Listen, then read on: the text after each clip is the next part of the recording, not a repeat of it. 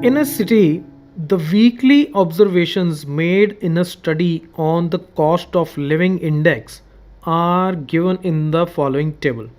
तो एक सिटी में कॉस्ट ऑफ लिविंग इंडेक्स यानी कि वहाँ पे रहने की कॉस्ट क्या है उसकी वीकली ऑब्जर्वेशन की गई, ठीक है।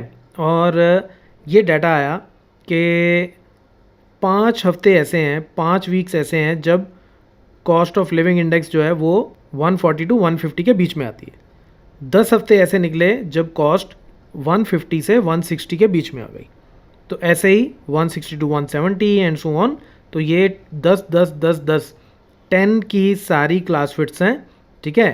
तो इसके हिसाब से हमने नंबर ऑफ वीक्स निकाल लिए। तो ये हमारे पास एक फ्रीक्वेंसी डिस्ट्रीब्यूशन टेबल आ गया।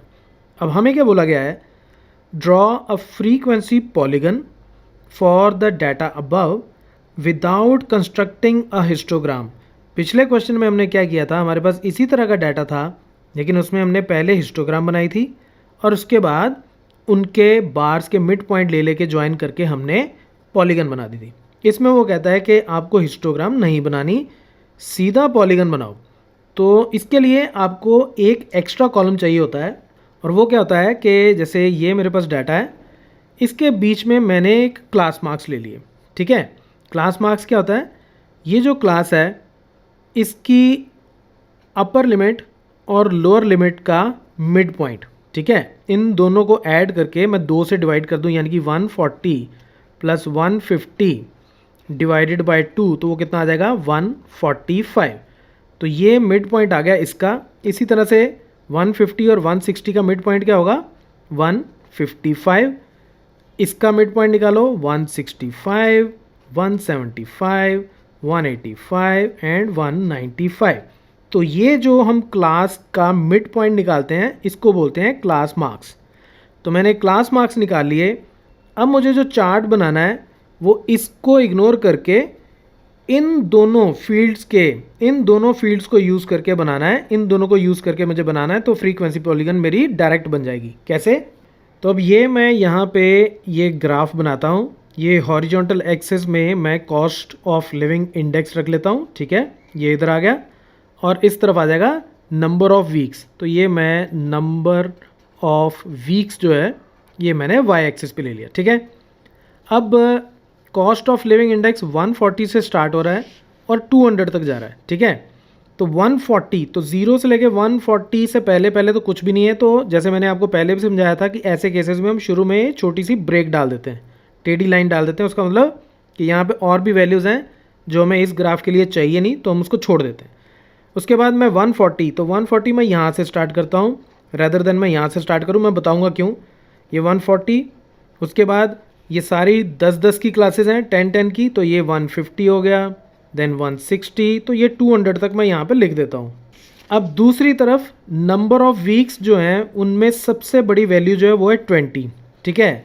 तो मुझे इस साइड 0 से लेके 20, तो अगर मैं इसको 1 कंसिडर करूँ तो 1 2 3 4 5 6 सिर्फ 7 तक जाएगा।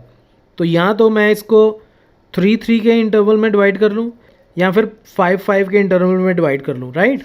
तो मैं एक काम करता हूँ, मैं इसको 3 के इंटरवल पे डिवाइड कर लेता हूँ। से 3, देन 6, देन 9, 12, 15, 18 एंड 21, ठीक है। तो हमने इसको 21 तक ले लिया। तो 21 तक इसकी सारी वैल्यूज़ जो हैं वो अकोमोडेट हो जाएंगी, राइट। सारी वैल्यूज़ इसके अंदर आ जाएंगी। तो ये मैंने इट डिपेंड्स कि आपके पास स्पेस कितना है। स्पेस बहुत ज़्यादा हो तो चाहे 1 2 3 4 अप टू 20 तक आप इंटरवल ले लो। अगर स्पेस थोड़ा कम हो तो चाहे 2 4 6 8 ऐसे इंटरवल ले लो। मेरे पास थोड़ा और कम था तो मैंने 3 के इंटरवल ले लिए, राइट। अब हम पॉलीगन ड्रॉ करनी शुरू करते हैं।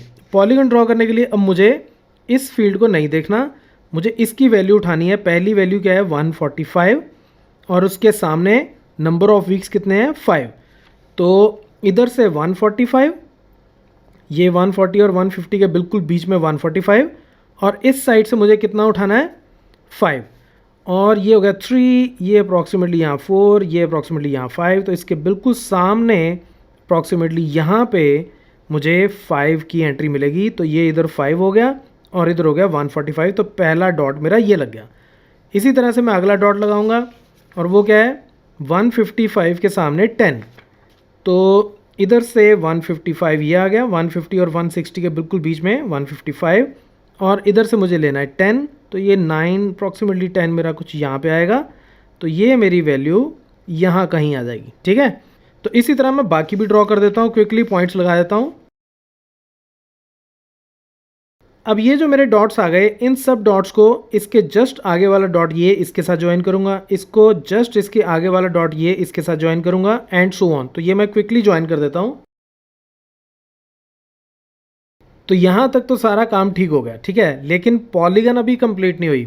अब पॉलीगन कंप्लीट करने के लिए मुझे क्या करना पड़ेगा कि जैसे ये सारे क्लास इंटरवल 10 के साइज़ के थे, 10 साइज़ है इसका क्लास साइज़, तो एक क्लास मुझे यहाँ पे और लेनी पड़ेगी, से 200 टू 210, और इसका मिड पॉइंट ये। ठीक है, तो इस पॉइंट को मैं इससे ज्वाइन करूँगा। सिमिलरली यहाँ पे भी मैं एक क्लास और लूँगा 130 टू 140, इसलिए मैंने 140 को यहाँ से स्टार्ट किया था क्योंकि मुझे एक क्लास एक्स्ट्रा चाहिए इस साइड पे ताकि मेरी पॉलीगन कंप्लीट हो सके। तो अब इसको मैं इससे ज्वाइन कर दूंगा और इसको मैं इससे ज्वाइन कर दूंगा और मेरा पॉलीगन ग्राफ रेडी हो जाएगा। और ये हमारी पॉलीगन कंप्लीट हो गई। And that's it from this tutorial. Keep watching मैथमाफिया।